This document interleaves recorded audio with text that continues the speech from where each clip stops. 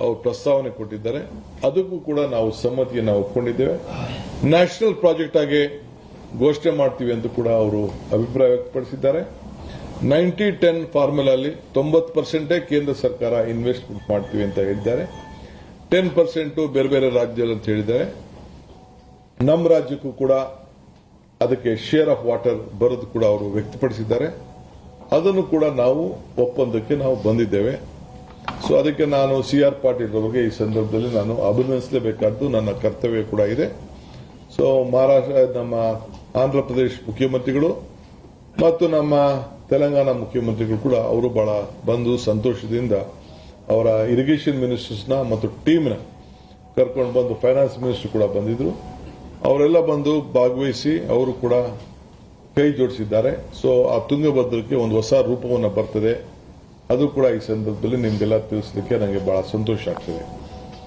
ಈ ಕಾವೇರಿ ವಿಚಾರದಲ್ಲಿ ಇವತ್ತು ಅವರು ಕೂಡ ವ್ಯಕ್ತಪಡಿಸಿದ್ದಾರೆ. ಸೊ ಈ ಮಧ್ಯದಲ್ಲಿ ಕೆಲವು ಸಂಘಟನೆಗಳು, ಕನ್ನಡ ಪರ ಸಂಘಟನೆಗಳು, ಕೆಲವು ಬಿಜೆಪಿ ಸ್ನೇಹಿತರು, ರೈತ ಸಂಘಟನೆಗಳು ಕೆಲವು ಹೋರಾಟವನ್ನು ಮಾಡ್ತಾ ಇದ್ದಾರೆ. ನಾನು ಹೋರಾಟ ಮಾಡೋದು ತಪ್ಪು ಅಂತ ನಾನು ಹೇಳುವುದಿಲ್ಲ.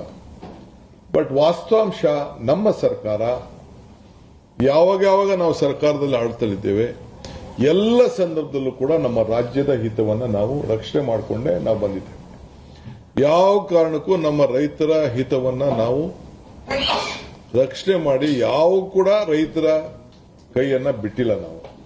இது நம்ம ಸರ್ಕಾರದ அரசு கர்நாடக விவசாயிகளின் உரிமையை விட்டுக் கொடுக்காது.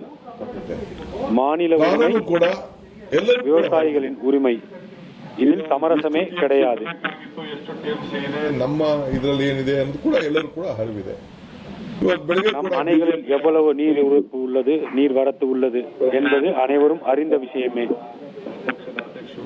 இன்று காலை கூட கர்நாடகா பாஜகவை சேர்ந்த எடியூரப்பா மற்றும் பிரதிநிதிகள் அணை முன்பு சென்று போராட்டம் நடத்தியிருக்கிறார்கள். அதற்கான தேவை எதுவுமே இல்லை. ஏற்கனவே நமது மாநிலத்தைச் சேர்ந்த பாராளுமன்ற உறுப்பினர்கள் இது தொடர்பாக பாராளுமன்றத்திலும் குரல் எழுப்பியுள்ளார்கள், பல்வேறு போராட்டங்களை நடத்தியுள்ளார்கள். ಅವರು ವಿಶ್ವಾಸ ತೆಗೆದುಕೊಂಡೆ ಖಂಡಿತ ನಾನು ಏನ್ ತೀರ್ಮಾನ ಮಾಡಿದ್ರು ಮಾಡ್ತೇನೆ. ಅವ್ರ ಸಲಹೆಯನ್ನ ಗೌರವದಿಂದ ನಾವು ರಾಜ್ಯದ ಹಿತಕ್ಕೆ ಏನು ಒಳ್ಳೇದಿದೆ ಅದನ್ನೆಲ್ಲ ಕೂಡ ನಾವು ಕೇಳಬೇಕಾದ್ದು ನಮ್ಮ ಕರ್ತವ್ಯ ಇದೆ. அவர்கள் கூறும் பரிந்துரைகளை நான் ஏற்றுக்கொள்வேன். இது போன்ற போராட்டங்களை அல்ல. ಭಾನುವಾರ ಇನ್ವೈಟ್ ಮಾಡಿದ್ದೀನಿ, ಬರಲಿ. ஞாயிற்றுக்கிழமை அனைத்து கட்சி கூட்டத்திற்கு நான் அழைப்பு விடுத்திருக்கிறேன். அவர்கள் கண்டிப்பாக பங்கேற்க வேண்டும். சட்ட வல்லுநர்களையும் அழைத்திருக்கிறோம். அவர்களும் அந்த கூட்டத்தில் பங்கேற்பார்கள். அந்த கூட்டத்தில் விரிவாக ஆலோசிக்கப்பட்டு மாநில நலனுக்கு என்ன செய்ய வேண்டுமோ அது குறித்த அடுத்த கட்ட முடிவை நாங்கள் எடுப்போம். ಇಲ್ಲಿವರೆಗೂ ಜುಲೈ ನಾವೇನು 0.6 TMC 100 ವರ್ಷದಲ್ಲಿ ಲಾಸ್ಟ್ 100 ಇಯರ್ಸ್ ಇಲ್ಲಿವರೆಗೂ ಬಿಟ್ಟಿರೋದು lowest in the last 100 years. கடந்த 100 வருடங்களில் இந்த மாதம் ஜூலையில் தான் மிக குறைந்த அளவு தண்ணீர் தமிழகத்திற்கு திறக்கப்பட்டிருக்கிறது. 6 TMC ನೀರು ಮಾತ್ರ ಇದು ಬಹಳ ಲೋಯೆಸ್ಟ್. ಇದನ್ನ ನಿಮ್ಮ ಮಾಹಿತಿ ಕೂಡ ನಾನು ತಿಳಿಸಬೇಕಾದ್ದು ನನ್ನ ಕರ್ತವ್ಯ ಕೂಡ ಇದೆ. இதை கூட மாநில மக்களுக்கு தெரிவிக்கிறேன். ನಾವು ಯಾವ ಡ್ಯಾಮ್ ಕೂಡ ನೀರನ್ನ ಬಿಟ್ಟಿಲ್ಲ. ಇದು ರೆಗ್ಯುಲರ್ ಫ್ಲೋ ಅಲ್ಲಿ ಹೋಗಿದೆ. ಬೆಂಗಳೂರಲ್ಲಿ ಬಿಟ್ಟ ನೀರು, இந்த தண்ணீர் கூட நாங்கள் ಅಲ್ಲಿ ಹೋಗಿ ತಲುಪಿದೆ, திறந்து விடவில்லை. வழக்கமாக கசிவில் செல்லும் நீர் தான் 0.6 TMC தண்ணீர் தமிழகத்திற்கு சென்றிருக்கிறது. ನಮ್ಮ ರೈತ ಸಂಘಟನೆಯವರು ಮಾಡ್ತಾ ಇದ್ದಾರೆ. 13ನೇ ತಾರೀಕು ಬಂದು ಕೂಡ ಅಂತ ಮಾತು ಕೂಡ ನಾನು ಕೇಳ್ತಾ ಇದ್ದೀನಿ. ನಾನು ರಿಕ್ವೆಸ್ಟ್ ಮಾಡ್ತಾ ಇದ್ದೀನಿ. ಇದೆಲ್ಲ இதையெல்லாம் ನಿಮ್ಮ ಪರ ಇದೆ. கருத்தில் கொள்ளாமல் விவசாயிகள் ஒரு பக்கம் போராட்டம் மற்றும் கன்னட அமைப்புகள் 13ஆம் தேதி மாநிலம் தழுவிய அளவில் பந்த் போராட்டம் நடத்தப் போவதாக செய்திகள் வந்து கொண்டிருக்கின்றன.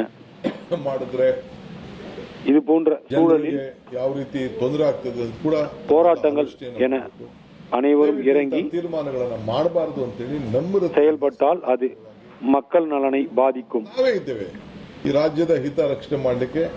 ಜನ ನೀವೆಲ್ಲ ಸೇರಿ ನಮಗೆ ಅಧಿಕಾರ ಕೊಟ್ಟಿದ್ದೀರಿ. ನಿಮ್ಮ ವಿರುದ್ಧ இந்த மாநில நலனை காக்க மக்களாகிய நீங்கள் எங்களுக்கு அதிகாரத்தை கொடுத்துள்ளீர்கள். அதை ವಿಶ್ವಾಸಕ್ಕೆ ಇಟ್ಕೊಂಡು ನಾವು ತೀರ್ಮಾನ கட்டாயம் பயன்படுத்தி மாநில உரிமைகளை காப்பதில் அதிக கவனம் செலுத்துவோம். ಹೇಳಿ ಮನವಿ ಮಾಡ್ಕೊಳ್ತಾ ಇದ್ದೀನಿ. ಇದರ ಜೊತೆಗೆ ವಿರೋಧ ಪಾರ್ಟಿಯ ಸ್ನೇಹಿತರು ಕೂಡ ನಾನು ಮನವಿ ಮಾಡ್ಕೊಳ್ತೇನೆ. ನೀವು ಕೂಡ எனவே ರಾಜ್ಯದಲ್ಲಿ ಆಳ್ತ ಮಾಡಿದ್ದೀರಿ. மாநில மக்களையும் எதிர்க்கட்சிகளையும் நான் கேட்டுக்கொள்கிறேன். ಬೊಮ್ಮೆಯವರು ಮಾಡಿದ್ದಾರೆ. ನಿಮ್ಮ ಕಾಲದಲ್ಲಿ ಅನೇಕ ತೀರ್ಪುಗಳನ್ನು ತಾವೆಲ್ಲ ತೆಗೆದುಕೊಂಡಿದ್ದೀರಿ. முந்தைய காலகட்டங்களை ಹಿಂದೆ ನಾಗೇಗೌಡರು ஆராய்ந்து பார்த்து ಆಗಿದ್ದಾಗಿಂದ செயல்பட வேண்டும். ಜೆ.ಎಚ್. ಪಟೇಲ್ ಎಜುಕೇಶನ್ ಆಗಿದ್ದಾಗಿದ್ದ ಏನು ஜே.எச். பட்டேல் நீர்வளத்துறை அமைச்சராக இருந்தபோது தொடங்கி தற்போது வரை உள்ள அனைத்து சூழல்களும் எதிர்க்கட்சிகளுக்கு நன்றாகவே தெரியும். ಚರ್ಚೆ ಮಾಡೋದು ನಾವು ಹೋಗುದಿಲ್ಲ, ಅವಶ್ಯಕತೆನೂ ಇಲ್ಲ. ಆದರೆ ಆ ಸಂದರ್ಭದಲ್ಲಿ ಕೆಲವು ತೀರ್ಮಾನಗಳು ಆಗಿದೆ. ಇದಕ್ಕೆ ನಾನು ಅದಕ್ಕೆ ಚರ್ಚೆ ಮಾಡೋಕೆ ಹೋಗುದಿಲ್ಲ. ರಾಜ್ಯದ ಹಿತಕ್ಕೆ ಕೆಲವು ಸಂದರ್ಭದಲ್ಲಿ ತೀರ್ಮಾನಗಳು ಆಗಿದೆ. ಇವತ್ತು ನಾಳಿದ್ದು ನಾವು ಏನು ತೀರ್ಮಾನ ಚರ್ಚೆ ಮಾಡ್ತೇವೆ, ಅದಾದ್ಮೇಲೆ ಒಂದು ಅಭಿಪ್ರಾಯಕ್ಕೆ ಬರ್ತೇವೆ, ಮುಂದಕ್ಕೆ ಏನು ಹೋಗ್ಬೇಕು ಅನ್ನೋದನ್ನ. கண்டிப்பாக ಇವತ್ತು ತಮ್ಗೆ ನಾನು ಇನ್ನೊಂದು ರಿಕ್ವೆಸ್ಟ್ ಏನಂದ್ರೆ, ನನಗೆ ಚೀಫ್ ಮಿನಿಸ್ಟರ್ ಕೂಡ ಬರೋರು ಇದ್ದಾರೆ. ನಾನು 3ನೇ ತಾರೀಕು ಬರ್ತೀನಿ ಅಂತ ಹೇಳಿದ್ದಾರೆ. ನಾನು ಒಬ್ಬ ಚೀಫ್ தமிழக முதல்வர் கூட ಮಾಡ್ತೀನಿ ಅಂತ ಹೇಳಿದಾಗ ರಾಜ್ಯದ ಹಿತಕ್ಕೆ ಚರ್ಚೆ 3ஆம் தேதி கர்நாடகா வருவதாக கூறியிருக்கிறார். ಮುಖ್ಯಮಂತ್ರಿಗಳು ಭೇಟಿ ಮಾಡ್ತೀನಿ ಅಂತ ಹೇಳಿ ನಾನು ರಿಕ್ವೆಸ್ಟ್ ಮಾಡಿ ஒரு முதல்வர் என்னை அழைத்து சந்திக்க வருவதாக கூறும்போது அதை ಮಧ್ಯೆ ಅವರ ಎಲೆಕ್ಷನ್ಸ್ ಬಂತು, மறுக்க முடியாது. ಬಿಸಿಲ್ ಅವರು ಇದ್ರು, ಸರ್ಕಾರ ಕೂಡ ಬದಲಾವಣೆ ಆಗಿದ್ದಾರೆ. ಈಗ ಹೊಸ ಚೀಫ್ ಮಿನಿಸ್ಟರ್ ವಿಜಯ್ ಅವರು, ஆனால் அதற்குள் ಅವರ ಟೀಮ್ அங்கு ஆட்சி மாற்றம் ஏற்பட்டு புதிய முதல்வராக விஜய் அவர்கள் ಅವರು ಕೂಡ ಹೇಳಿದ್ದಾರೆ. பொறுப்பேற்றிருக்கார். அவரும் என்னை சந்திக்க வருவதாக தொலைபேசியில் கூறினார். ಅವರು ಕೂಡ ಹೇಳಿದ್ದಾರೆ. ಸೊ ಅವರು ನಾವು ಫೋನಲ್ಲೂ ಕೂಡ ಈಗಾಗಲೇ ನಾನು ಹೇಳಿದ್ದೇನೆ, ಮಾತಾಡಿದ್ದೀನಿ ಅಂತ. ಸೊ தொலைபேசியில் கூட இது உறுதி செய்யப்பட்ட நிலையில் ಯಾರೋ ಕೂಗೋದು ಮಾಡೋದು அதற்கும் ಪ್ರತಿಭಟನೆ ವ್ಯಕ್ತಪಡಿಸೋದು ಈ ಟೈಮಲ್ಲಿ ನನಗೆ ಯಾಕೋ அதற்குள் மாநிலத்தில் உள்ள பலரும் பலவிதமான கருத்துக்களை பரப்பி வருகின்றனர். ಸೌಹಾರ್ದತೆಯಿಂದ எனவே அனைவரும் பொறுமை காக்க வேண்டும். இது போன்ற விவகாரங்களில் ಅವ್ರಿಗೂ ಹಿತ ನಮಗೂ ಹಿತ. கூடி அமர்ந்து பேசினால்தான் ಹೇಳ್ತಾ ಇದ್ದೇನೆ, சமாதான முடிவை எட்ட முடியும். ಮೇಕೆದಾಟು ಏನು ನೀರಾವರಿ ಇದೆ, ಈ Mekedatu balancing reservoir, this is more helpful to Tamil Nadu. Mekedatu அணை திட்டம் என்பது கர்நாடகாவை காட்டிலும் தமிழகத்திற்கு தான் அதிக பயனளிக்கும். Megawatt of power. இதை மிக எனி பாயிண்ட் ஆஃப் டைம் தெளிவாக தமிழகத்திற்கு விளக்க தயாராக இருக்கிறோம். எனி ஆஃப் தி முதல்வர் விஜய் வரும்போது கூட இதை நாங்கள் கண்டிப்பாக ಬ್ಯಾಲೆನ್ಸಿಂಗ್ ರಿಸರ್ವೇರ್ ಏನಿದೆ விளக்கி கூறுவோம். ಈ 66 TMC ರಿಸರ್ವ್ ಇದೆ. ಯಾವ ಕಾರಣಕ್ಕೂ ನಮಗೆ ನೀರಿಗೆ ಉಪಯೋಗ. மேகதாது அணையில் சேகரிக்கப்படும் 66 TMCயில் கர்நாடகா 1 TMC கூட பயன்பெறாது. ಪಾಲನೆ ಏನಿದೆ ಆ ಪಾಲನೆ ನಾವು ಮಾಡಬೇಕಾಗಿದೆ. ಮೊನ್ನೆ ಬಂದಂತ ಸುಪ್ರೀಂ ಕೋರ್ಟ್ ಜಡ್ಜ್ಮೆಂಟ್ ಏನಿದೆ,